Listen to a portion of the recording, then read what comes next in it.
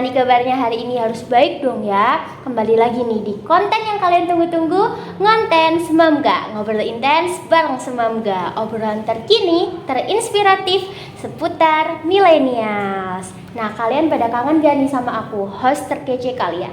Ini Soal Emawati bersama bintang tamu kita kali ini, Mbak Indi Maulvi. Boleh nih Mbak disapa penontonnya? Halo semuanya, aku Indi Maulvi Ahmaina Zulmi.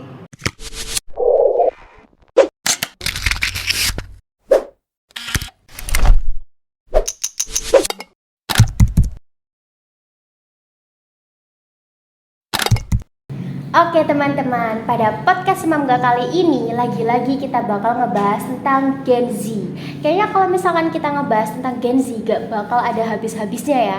Karena di era dimana internet yang sudah mulai meluas, banyak banget PR dan tugas Gen Z dari berbagai sisi. Salah satunya yaitu insecurity yang lagi booming-boomingnya nih. Nah, buat kalian yang gak tahu apa sih itu insecurity, insecurity itu dimana seseorang tuh merasa cemas dan tidak percaya diri yang membuat dia tuh tidak nyaman gitu sama dirinya sendiri. Nah, sebelum kita masuk ke topik nih, kayaknya kita enak sapa-sapaan dulu nih sama bintang tamu kita. Halo Mbak Indi. Halo. Gimana nih kabarnya hari ini? Baik dong. Kayaknya happy banget ya hari ini. Iya, soalnya ini tuh pertama kalinya aku masuk ke Ngonten Semamga. Jadi kayak kerasa wah excited banget nih. Harus dong. Iya dong. Nah, asalkan kalian tahu ya teman-teman, Mbak Indi ini tuh salah satu murid teladan, murid prestasi yang banyak banget prestasinya, yang hobinya itu ngikut lomba sana sini. Dan bulan ini Mbak Indi tuh lagi ngikutin 3 lomba sekaligus. Bener gak Mbak Indi? Bener. Wah, kalian penasaran gak sih gimana sih caranya seproduktif itu di masa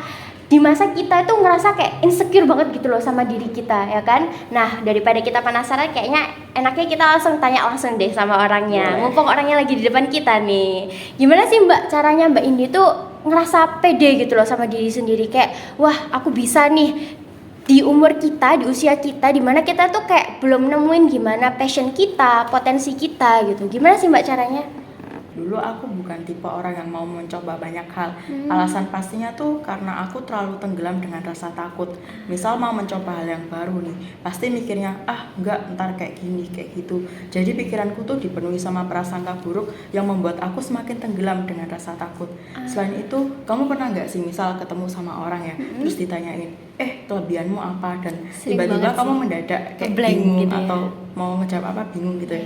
Nah, aku pernah di fase kayak gitu dan aku ngerasa kalau pas saat itu aku lagi jauh sama diri aku. Aku belum kenal sama diri aku sendiri. Selain itu, aku terlalu fokus dengan kelemahanku dan terus-terusan ngebandingin diri aku sama orang lain. Jadi makin insecure gitu. Oke, itu bener banget sih. Soalnya kalau misalkan kita sendiri aja nggak percaya sama diri kita untuk memulai sesuatu, siapa yang bakal memulai, ya bener kan?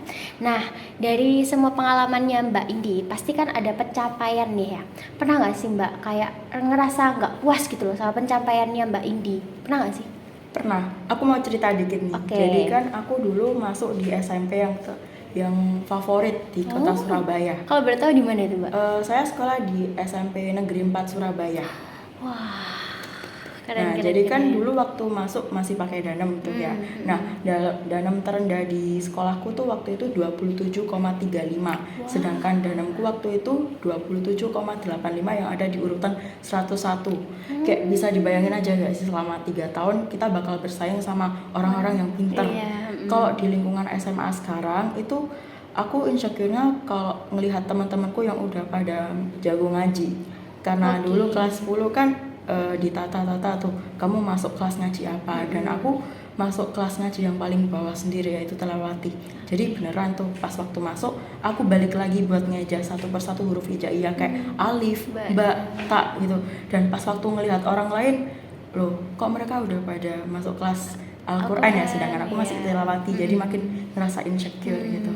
Itu relate banget sih, kayak kata pepatah ya, rumput tetangga itu pasti terlihat lebih hijau dari rumput kita sendiri. Jadi kita tuh kalau mandang orang lain pasti kayak wah dia lebih hebat, dia lebih bisa ngelakuin apapun gitu. Sebenarnya bisa aja kita itu lebih hebat dari mereka, cuman kita tuh kayak nggak ngerasa gitu ya. Nah, kalau misalkan kita ngomong tentang keinsecurean nih, pasti obat paling manjur untuk mengobati hal itu tuh dukungan dan support dari orang-orang terdekat Mbak Indi nih. Nah, aku tuh penasaran, siapa sih orang yang paling bisa nge-support Mbak Indi? Jelas yang pertama sih orang tuaku ya, karena aku mikir kalau suatu saat semua bakal ninggalin, aku yakin kalau misal orang tuaku bakal selalu ada buat aku, baik di masa senang ataupun susah, mereka pasti selalu ada buat aku. Selain itu ada teman-temanku ya, karena emang setiap aku lagi ngerasa kayak sesuatu yang ngejanggal dan udah ngeganggu aktivitas maupun pikiran, itu aku selalu meluapin ke mereka. Dan yang terakhir ini tuh salah satu boy group dari Korea, aku nggak mau nyebutin namanya ya. Mereka tuh beranggotakan 7 orang. Nah, mungkin kamu tanya, kenapa sih kok mereka? Ya karena mereka emang berpengaruh banget buat aku ya. Karena mereka itu ada mengampanyekan tentang mencintai diri sendiri, dan UNICEF pun udah bergabung sama mereka buat mengampanyekan hal tersebut. Dan itu ditujukan untuk remaja-remaja di seluruh dunia untuk membantu mereka mencintai diri sendiri. Oke, tuh buat kalian yang suka ngehujat idol K-pop, kita tuh nggak boleh memandang sesuatu hal itu di sisi negatifnya aja. Pasti ada sisi positif yang bisa kita ambil, kayak Mbak Indi nih. Jadi menjadikan mereka tuh sebagai motivasi untuk dia terus berprestasi seperti itu. Nah, tadi aku dengar tentang orang tuanya Mbak Indi nih. Aku tuh kayak wah tersentuh banget ya. Bisa-bisanya orang tuanya Mbak Indi tuh menjadi support system pertamanya Mbak Indi, karena beberapa orang tua di luar sana banyak tuh yang menjadi momok keinsecureannya para anak-anaknya. Kayak mereka tuh kayak nge-push anaknya kayak kamu harus kayak gini, kamu harus kayak gitu kan ya. Nah, tadi kan kita udah ngomongin tentang support system nih. Pernah nggak sih Mbak ngerasa kayak dinyinyirin orang kayak ngapain sih kamu ikut lomba banyak banget, buat apa sih gitu? Pernah nggak sih Mbak ngalamin kayak gitu? Dan yang paling aku inget tuh waktu itu pernah disamperin sama orang ya, terus dibilang gini, ngapain sih ikut lomba, ntar palingan juga kalah. Jujur agak nyesek sih karena belum apa-apa udah direndahin. Mereka belum tahu hasilnya ya. Kayak gimana ya kan ya. Nah, kayaknya aku dari tadi banyak pertanyaan banget ya.